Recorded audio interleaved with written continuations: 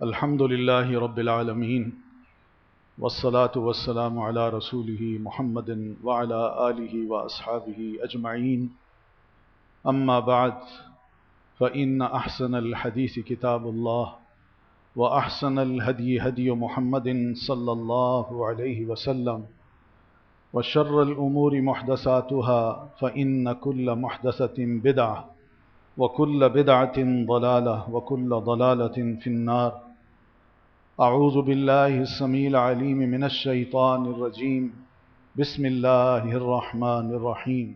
ہم گزشتہ جمعہ میں ایک چھوٹی سی بات کو واضح کرنے میں ذرا کوشش کر رہے تھے کہ قرآن مجید کو اللہ کے رسول صلی اللہ علیہ وسلم سے علیحدہ نہیں کیا جا سکتا. یہ قرآن مجید اور اللہ کے رسول دونوں ایک دوسرے کے لیے لازم و ملزوم ہیں. پچھلے ہفتے ہم نے یہ بات کہی تھی کہ قرآن مجید کو اگر ہم اللہ کے رسول صلی اللہ علیہ وسلم سے علیحدہ کر دیں اور یہ کہیں کہ اس کی اتھینٹسٹی کا ایک کوشچن ہے، خاص طور پر حدیث کے بارے میں، تو یہی اعتراض پھر قرآن مجید پہ بھی ہوتا ہے، اور ایک مسلمان یہ سوچ ہی نہیں سکتا. بہنی اسی طرح ایک چھوٹی سی بات اور بھی ہے کہ اللہ کے رسول صلی اللہ علیہ وسلم نے جب پہلی وحی ریسیو کی تو اس میں آپ کو یہ کہا گیا اقرأ بسم ربک الذی خلق. آپ ان آیات کو لے کے جب گھر تشریف لائے تو صرف اتنی بات سوچنے کی ہے کہ اگر یہ 5 آیات اللہ کے رسول نہ سناتے، کوئی اور سناتا، تو کیا ہم اس کو مانتے؟ اور اگر اللہ کے رسول سنا رہے ہیں تو سنانے سے پہلے ان کا ایک جملہ ہے کہ میں غار حرا میں بیٹھا تھا، اس طرح آنے والا آیا، اس نے مجھے بھیجا، 3 بار بھیجنے کے بعد مجھے کہا اقرأ بسم ربک الذی خلق، تو میں نے پڑھا. اب یہ قرآن مجید کی آیات تو درمیان میں آتی ہیں، لیکن ان آیات سے پہلے جو کچھ آپ فرما رہے ہیں اگر ہم انہیں قبول نہیں کرتے تو کیا ہم قرآن مجید کو مان سکتے ہیں؟ اور اگر قرآن مجید کو مانتے ہیں تو اس کے ماننے سے پہلے ہمیں آپ کی ان الفاظ کو ماننا پڑے گا. اور آپ کے یہ جو الفاظ ہیں یہ کیا ہیں؟ اس کو کہتے ہیں حدیث رسول. جب تک رسول اللہ صلی اللہ علیہ وسلم کو قرآن مجید سے نہیں جوڑا جائے گا اور قرآن مجید کو ہم اپنی طرف سے پڑھنے کی کوشش کریں گے، سمجھنے کی کوشش کریں گے، تو قرآن مجید سمجھ میں نہیں آ سکتا. یہ ایک حقیقت ہے. صرف قرآن مجید کا ترجمہ پڑھ لینے سے انسان کو قرآن مجید سے واقفیت نہیں ہوتی. جب تک جس ہستی پر یہ قرآن مجید اترا ہے اس ہستی کے بارے میں بھی یہ نہ جاننے کہ کیا حالات تھے، کیا کچھ ہوا، کہاں آپ موجود تھے، کس نے کوئی سوال کیا، اور پھر اس کے بعد یہ آیت اتری اور پھر اس آیت کا مفہوم ہم متعین کر سکتے ہیں، ورنہ نہیں کر سکتے. یہ ایک اصول ہے. اس لیے پہلی بات تو یہ سمجھنے کی ضرورت ہے کہ رسول اللہ صلی اللہ علیہ وسلم پر جب وحی اترتی تھی تو اس وحی کی 2 قسمیں ہوتی تھی. ایک وحی وہ ہوتی تھی جس میں صرف اور صرف قرآن مجید آپ کے قلب اطہر پر نازل کیا جاتا تھا، اور آپ کا دل اس قرآن مجید کو اپنے اندر جمع کر چکا ہوتا تھا، اور اللہ تعالیٰ نے اس کی ذمہ داری لی تھی کہ جس طرح میں اتار رہا ہوں اسی طرح آپ سے پڑھوا بھی دوں گا، اور اسی طرح آپ کے دل میں اس کو جمع بھی کر دوں گا. اِنَّ عَلَيْنَا جَمْعَهُ وَقُرْآنَهُ فَإِذَا قَرَأْنَاهُ فَاتَّبِعْ قُرْآنَهُ. اِنَّ عَلَيْنَا جَمْعَهُ، ہمارے اوپر ذمہ داری ہے کہ ہم اس قرآن مجید کو آپ کے دل میں جمع کر دیں وقرآن، اور اس کو ایز اٹ از پڑھوائیں جیسا کہ ہم نے آپ کے دل میں اس کو اتارا ہے. یہ اللہ تعالیٰ نے ذمہ داری لی تھی. اب اللہ تعالیٰ نے اس ذمہ داری کو بھرپور ادا کیا. قرآن مجید میں سنقرئک فلا تنسیٰ، اس قرآن مجید کو ہم آپ کو پڑھوائیں گے اور آپ کبھی بھی نہیں بھولیں گے. تو آپ نے ایسے ہی پڑھا، الحمد سے لے کر والناس تک آپ اس قرآن مجید کو پڑھتے. یہ قرآن جس وحی کی صورت میں اترتا تھا آپ کے دل پہ، اس وحی کو کہتے ہیں وحی مطلوب، یعنی ایسی وحی جس کی تلاوت کی جاتی ہے اور اس کی تلاوت کا ثواب ہے، اس کی تلاوت کا حکم ہے. اتل ما اوحی الیک من ربک، اللہ کے رسول جو کچھ آپ کی طرف، آپ کے رب کی طرف سے نازل کیا گیا ہے، آپ اس کو پڑھیے، آپ اس کی تلاوت کیجیے. قرآن مجید میں یہ تک اللہ تعالیٰ فرماتے ہیں کہ وَيَتْلُونَهُ حَقَّ تِلَاوَتِهِ، جن کو ہم نے یہ کتاب دے رکھی ہے وہ اس کی تلاوت کا حق ادا کرتے ہیں. تو یہ تلاوت جس کی جائے، جس وحی کی، اس وحی کو کہتے ہیں وحی مطلوب. یہ تو وحی تھی قرآن مجید کی. اس کو بھی اللہ تعالیٰ نے محفوظ کیا، جس کی کتابی صورت ہمارے پاس ہے. اور ایک وحی تھی جو غیر مطلوب تھی، یعنی جس کی تلاوت نہیں کی جاتی تھی مگر آپ پر وہ وحی نازل ہوتی تھی، اور آپ صلی اللہ علیہ وسلم مسلمانوں کو بتاتے. الحمدللہ مسلمان اس کو دل و جان سے تسلیم کرتے تھے. ان کا ایمان تھا کہ یہ رسول جو منہ سے کہتا ہے یہ خود نہیں کہتا، اللہ کی طرف سے وحی ہوتی ہے اور اس وحی کے مطابق یہ کہتا اور کرتا ہے. وما ينطق عن الهوى ان هو الا وحی یوحى. صحابہ سمجھتے تھے ان باتوں کو. اس لیے اللہ کے رسول صلی اللہ علیہ وسلم نے قرآن مجید جو ہی نازل ہوتا اور اس کی آپ وضاحت اپنے عمل سے کرتے، اپنے ارشادات سے کرتے، صحابہ کرام اس کو وہی مقام دیتے تھے جو قرآن مجید کا مقام ہے. اس لیے کہ قرآن مجید میں ہی اللہ تعالیٰ نے فرمایا کہ فَلْيَحْذَرِ الَّذِينَ يُخَالِفُونَ عَنْ أَمْرِهِ، لوگوں کو ڈرنا چاہیے جو اللہ کا رسول حکم دے اور اس کی وہ مخالفت کریں، أَن تُصِيبَهُمْ فِتْنَةٌ، کہ کہیں ان کو اللہ کی طرف سے کسی آزمائش نہ آ جائے، أَوْ يُصِيبَهُمْ عَذَابٌ أَلِيمٌ، یا اللہ کی طرف سے ان کو کوئی دردناک سزا نہ مل جائے. صحابہ اس کو جانتے تھے کہ پیارے رسول صلی اللہ علیہ وسلم کی معمولی سے حکم کی کوتاہی یہ بڑے برے نتائج دکھا سکتی ہے. میدان احد میں اللہ کے رسول صلی اللہ علیہ وسلم نے میدان کا جائزہ لینے کے بعد جو ساتھ ہی پہاڑی تھی، اس پہاڑی کے اوپر 50 تیر سواروں کو آپ نے کھڑا کیا. کوئی قرآن مجید میں اس کا حکم نہیں ملتا. آپ نے ان کو کھڑا کیا اور کھڑا کرتے وقت یہ نصیحت کی کہ جب تک میں تمہیں نہ کہوں اس پہاڑی سے نیچے نہ اترنا. دشمن ہماری دکا بوٹی کر دیں لیکن تم نہ اترنا جب تک کہ میں تمہیں نہ کہوں. لیکن صحابہ اتر گئے. اب اترنے کے بعد جو نتائج نکلے وہ یہی تھے کہ 70 صحابہ شہید ہو گئے،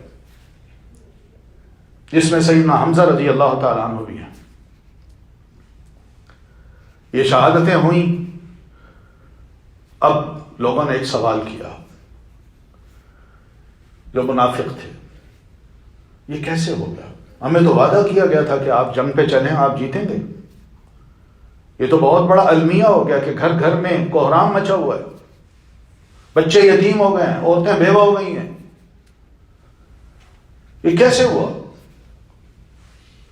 اب یہ سب کچھ ہو رہا ہے، لیکن اللہ تعالیٰ نے اس کا جواب یہ دیا، قُلْ هُوَ مِنْ عِنْدِ أَنفُسِكُمْ، یہ جو کچھ ہوا ہے یہ تمہاری اپنی حرکتوں اور اللہ کے رسول کی نافرمانی کی بنیاد پہ ہوا ہے.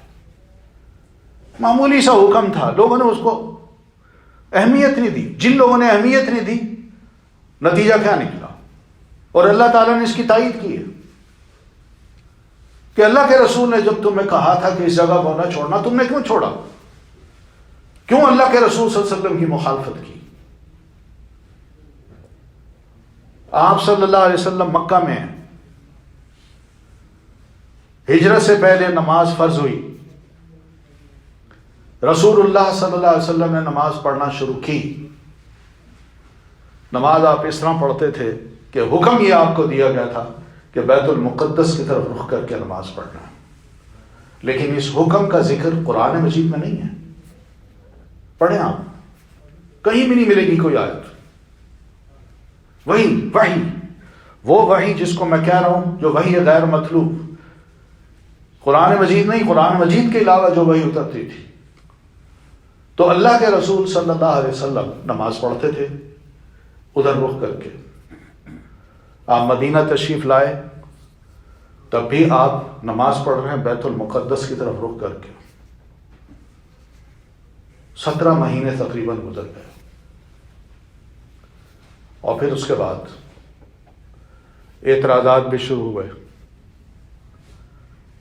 اعتراضات مکہ میں ہی شروع ہو گئے تھے۔ مکی لوگوں نے کہا یہ رسول ہے جو کہتا ہے میں ابراہیم علیہ السلام کی اولاد سے ہوں، ابراہیم نے یہ گھر بنایا، اس کو تو قبلہ نہیں بنا رہا، اور قبلہ بنا رہا ہے بیت المقدس کو۔ آپ مدینہ تشریف لائے تو جیوز نے یہ کہنا شروع کر دیا، دیکھا ہم صحیح ہیں نا، تو ہمارے قبلے کی طرف یہ رخ کر کے نماز پڑھتے ہیں۔ بندہ ایسی حالت میں سوچے کہاں جائے؟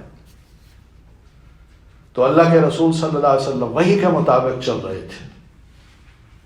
17 مہینے گزر گئے، اللہ تعالیٰ نے پھر یہی دوسرے پارے کی پہلی آیتیں نازل فرمائی، سَيَقُولُ السُّفَهَاءُ مِنَ النَّاسِ مَا وَلَّاهُمْ عَنْ قِبْلَتِهِمُ الَّتِي كَانُوا عَلَيْهَا، کہ جس قبلے پر پہلے وہ نماز پڑھتے تھے یعنی بیت المقدس کی طرف، اب کس چیز نے ان کو رخ ان کا موڑ دیا ہے کہ یہ اب بیت اللہ کی طرف، مکہ کی طرف، بیت ابراہیم جو ابراہیم علیہ السلام نے بنایا تھا اس کی طرف رخ کر کے نماز پڑھتے ہیں۔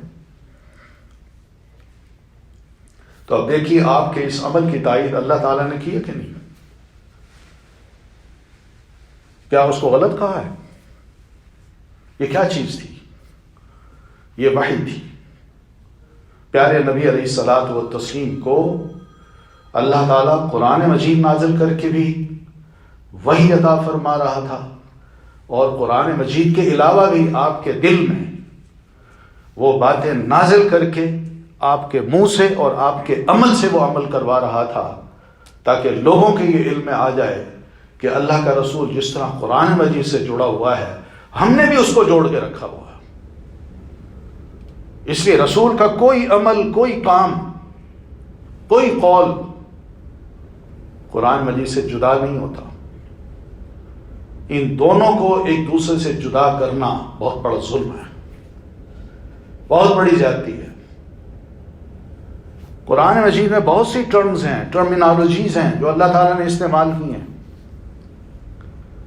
موقع ملے تو اس کو دیکھیے گا، ذرا غور کیجیے گا۔ صلاۃ کا لفظ ہے جس کو ہم نماز کہتے ہیں، زکوٰۃ کا لفظ ہے، حج کا لفظ ہے، صوم کا لفظ ہے، پھر اس کے علاوہ طلاق ہے، نکاح ہے، ایلا ہے، زہار ہے، بے شمار ٹرمز ہیں۔ ان ٹرمز کی وضاحت یا ان ڈیٹیل تعریف جو ہے وہ قرآن مجید میں نہیں کی گئی، بالکل نہیں کی گئی۔ کتنے مسائل ہیں جو ہمارے ہاں ہوتے ہیں، اور ان مسائل کی تلاش کرتے پھرتے ہیں کہ ہمیں کہاں سے ملیں گے۔ قرآن مجید اگر آپ کے لیے آسان ہے تو پھر اس مسائل کو اسی میں تلاش کیجئے۔ کیوں علماء کے پاس جا کے یہ مسئلے پوچھے جاتے ہیں؟ وراثت کے مسئلے ہیں، بہت سے مسائل، ٹرمز ہیں، ٹرمز۔ ان ٹرمز کی جو عملی وضاحت ہے، قولی وضاحت ہے، وہ پیارے رسول صلی اللہ علیہ وسلم نے اپنی احادیث مبارکہ سے کی ہے۔ کیسے ہم کہہ سکتے ہیں کہ حدیث کو قرآن سے علیحدہ کیجیے، سنت کو قرآن مجید سے علیحدہ کیجیے؟ اگر ہم علیحدہ کریں گے تو کیا چاہتے ہیں؟ یہی نا کہ ہم رسول کی جگہ خود بیٹھنا چاہتے ہیں. رسول کی وضاحت تو ہمیں پسند نہیں. ہم جو کریں اس کو مانیے، جو ہمارا دل چاہے اس کو مان لیں. یہ اجازت کس نے دی ہے؟ قرآن مجید نے بھی نہیں دی. قرآن مجید نے آپ کی ذمہ داری بتائی ہے قرآن مجید میں ہی کہ ہم نے قرآن مجید آپ پر اگر اتارا ہے تو یہ آپ کا فرض ہے کہ آپ اس قرآن مجید کی ایک ایک آیت اور ایک ایک ٹرمز کی عملی اور قولی وضاحت پبلک کے سامنے کر دیجیے. یہ وہ چیز ہے. یہ آیت جو میں نے آپ کے سامنے ابھی تلاوت کی ہے، قُلْ إِن كُنتُمْ تُحِبُّونَ اللَّهَ، کہ اللہ کے رسول ان سے کہیے، مکی لوگ ہیں یا مدنی ہیں یا کوئی بھی ہے دنیا کا کوئی فرد، آپ اس سے کہیے، وہ یہ دعویٰ کرتا ہے کہ میں اللہ سے محبت کرتا ہوں. سب کہتے ہیں، کیا اس کے اس دعوے کو ہم قبول کر لیں؟ جوز بھی کہتے ہیں، کرسچن بھی کہتے ہیں، اور دوسرے مذاہب کے جو لوگ حتیٰ کہ بت پرست ہیں وہ بھی کہتے ہیں ہم اللہ سے محبت کرتے ہیں. لیکن اس محبت کا طریقہ کیا ہونا چاہیے؟ کیا معیار ہے؟ ایک شخص ہے جو کہتا ہے میں اللہ سے محبت اس طرح کرتا ہوں کہ اندھے کنویں میں اپنی ٹانگ کو رسے سے باندھ کے الٹا لٹکتا ہوں، اور یہ اللہ سے محبت کا ایک اظہار ہے. ایک یہ ہے کہ گھر بار کو چھوڑ کے، سب محلے کو، علاقے کو چھوڑ کے پہاڑوں کی طرف چلا جاتا ہے اور کسی غار میں جا کے ڈیرا بنا لیتا ہے اور وہاں کہتا ہے میں اللہ سے محبت کر رہا ہوں. ایک وہ ہے جو کھاتا نہیں پیتا نہیں، اپنے آپ کو بھوکا مار رہا ہے، کہتا ہے مجھے اللہ سے محبت ہے. اب یہ محبت کے جو دعوے ہیں، یہ طریقے ہیں، کیا اسی کو کہا جائے اسی کو محبت کہتے ہیں؟ پھر اللہ سے محبت کا دعویٰ سب تو کرتے ہیں، مگر لوگوں میں ایک کنفیوژن باقی رہے گی، بھئی صحیح طریقہ کیا ہے؟ اس صحیح طریقے کے لیے اللہ تعالیٰ نے فرمایا فَاتَّبِعُونِی، اگر تم اللہ سے محبت کرنا چاہتے ہو تو مجھے دیکھو، میں کس طرح اللہ سے محبت کرتا ہوں. میں جو عمل کرتا ہوں، جو کہتا ہوں، جو کرتا ہوں، یہ اللہ سے محبت کی ایک زبردست علامت ہے اور فائنل علامت ہے. اس کے علاوہ محبت کے سب دعوے جو ہے نا وہ غلط ہیں. اب یہ چھوٹی سی بات تھی، اس نے سب کو آزمائش میں ڈال دیا، سبھی نکل گئے، سب کے دعوے دھرے کے دھرے رہ گئے کہ بھائی اللہ کے رسول رسول ہیں، آپ پر وحی اترتی ہے، اللہ تعالیٰ آپ کی تربیت کر رہا ہے، اللہ تعالیٰ آپ کو گائیڈ کر رہا ہے، لمحہ بلمحہ عبادت یوں کیجئے، سجدے میں یہ کہیے، دعا میں یہ کہیے، اٹھتے بیٹھتے یہ ذکر کیجئے، صبح کے یہ اذکار ہیں وہ کیجئے، شام کے یہ اذکار ہیں وہ کیجئے، لوگوں کے ساتھ معاملے پر پیش آنے ہیں تو یوں کیجئے. یہ سارے جو طریقے ہیں وہ اللہ تعالیٰ آپ کو سکھا رہا ہے، اور اللہ تعالیٰ کے رسول اللہ کی اس بات کو مانتے ہوئے نہ صرف خود عمل کر رہے ہیں بلکہ لوگوں کے سامنے بھی اسی بات کا اظہار کر رہے ہیں. یہ محبت ہے. تو اللہ سے محبت ہمیں ملے گی کس کے ذریعے سے؟ رسول اللہ صلی اللہ علیہ وسلم کو فالو کرنے سے، آپ کی اتباع سے. اس اتباع کے بغیر اگر کوئی شخص یہ دعویٰ کرتا ہے کہ میں اللہ سے محبت کرتا ہوں تو قرآن مجید کی اس آیت کے روح سے وہ محبت غلط ہے، وہ صحیح نہیں ہے. بڑے بڑے عاشق مل جاتے ہیں کہ اللہ سے بڑا عشق ہے، لیکن دیکھا یہ جائے کہ اس شخص کا اٹھنا بیٹھنا، اس کی عبادات، اس کا اپنا طور طریقہ، اس کے اپنے فیملی کے ساتھ معاملات، بحیثیت ایک باپ کے، بحیثیت ایک شوہر کے، یہ کس طرح جیتا ہے، کس طرح چلتا پھرتا ہے.